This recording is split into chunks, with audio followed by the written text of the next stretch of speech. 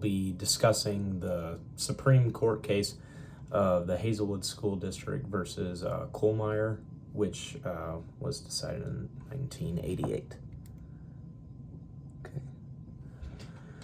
All right, this case involved Spectrum, which was the school newspaper at Hazelwood East High School in Missouri. The newspaper was produced by students who were enrolled in the journalism class that was there, making it a part of the school's curriculum rather than an independent publication. Around 4,500 copies of the newspaper was distributed to students, staff members, and people in the community. And before each issue was published, the principal reviewed its content, and then the process of the administrative review would become important factors in the legal dispute. Slide 3. So basically what happened, it occurred in May of 1983, and when these students were preparing an issue of Spectrum that included two controversial articles. The first article discussed teenage pregnancy and included interviews with students who had experienced pregnancy. And then the second article focused on the effects of divorce on students and their families.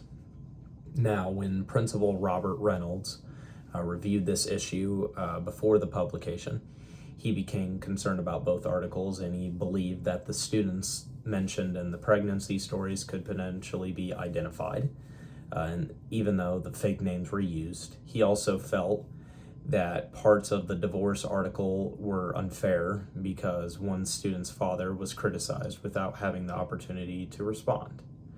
And as a result of this, Reynolds ordered 2 pages containing these stories to be removed before the newspaper was printed.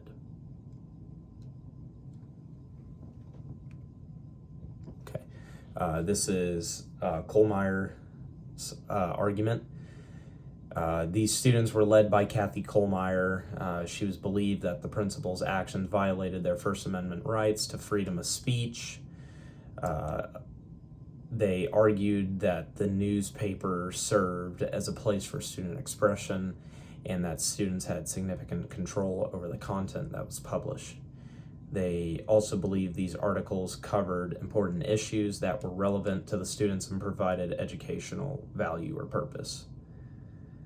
These students relied heavily on their Supreme Court case of Tinker versus Des Moines.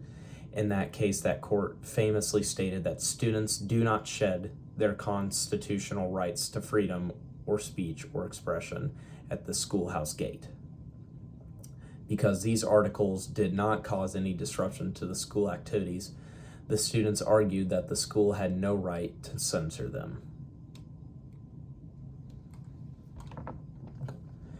The Hazelwood School District disagreed and argued that the principal's actions were in fact justified. First, they cited the privacy concerns. Even though that pseudonyms were used, school officials believed that other students could still identify pregnant students discussed in the article. Second, they as well argued that the content might not be appropriate for all students. The newspaper was distributed throughout the school, including to younger students, and the school officials felt that discussions of sexual activity and birth control could be unsuitable. Finally, they raised concerns about journalistic fairness in divorce articles.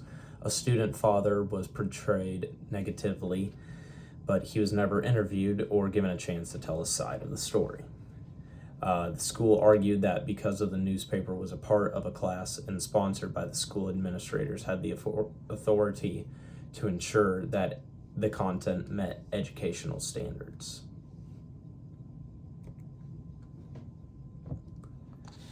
The case went to the federal district court. The district ruled in favor of the school district, finding that the principal's concerns were about privacy and fairness were legitimate. However, the case was appealed, and the Court of Appeals reached a different conclusion. The appeals court ruled in favor of the students. It determined that the newspaper functioned as a forum for student expression, and that there was no evidence to the articles that would disrupt any school operations. Because the lower courts disagreed, the case eventually went to the U.S. Supreme Court. Okay.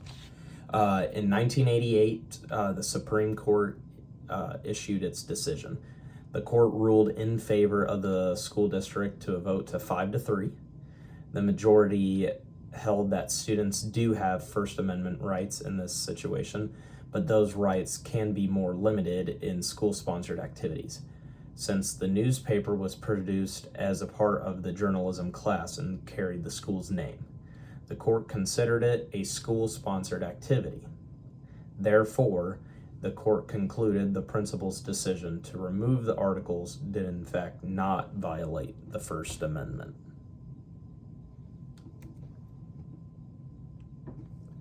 The Supreme Court provided these several reasons for its decisions. First, Spectrum was a part of the school's curriculum and served as an educational purpose. Second, teachers and administrators supervised this publication process, meaning that the newspaper was not completely independent from the school. Third, the court determined that the newspaper was not a forum when students had unlimited freedom of expression. And then the court emphasized an important distinction between this case and Tinker, and the schools punished those students for their own private expressions in Hazelwood. The school was regulating a publication that appeared to represent the school itself. Because of this difference, the court believed school officials had a greater authority to control what was published.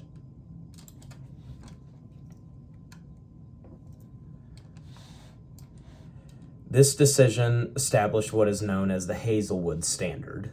According to the standard, schools may regulate school-sponsored student speech as long as their actions are reasonably related to the legitimate pedagogical concerns. In simple terms, the schools can restrict speech when doing so serves as an educational purpose. Examples could include protecting student privacy, ensuring content is age appropriate, supporting educational goals, or maintaining like the journalistic standards that they would have. These standards continue to guide schools and courts when dealing with student publication and other sponsored activities. The Hazelwood decision has had a lasting impact on education and student journalism. Following the ruling, the school administrators gained broader authority to review and regulate content before publication in school-sponsored newspapers and similar activities. Supporters of the decision that it helps schools maintain educational quality and protect students. Critics argue that it limits student expression and can discourage open discussion for important topics. Even today, this case remains as one of the most important Supreme Court decisions involving student speech in the First Amendment, and it continues to have an impact and influence the relationships between school authority and student rights. Thank you, and that is my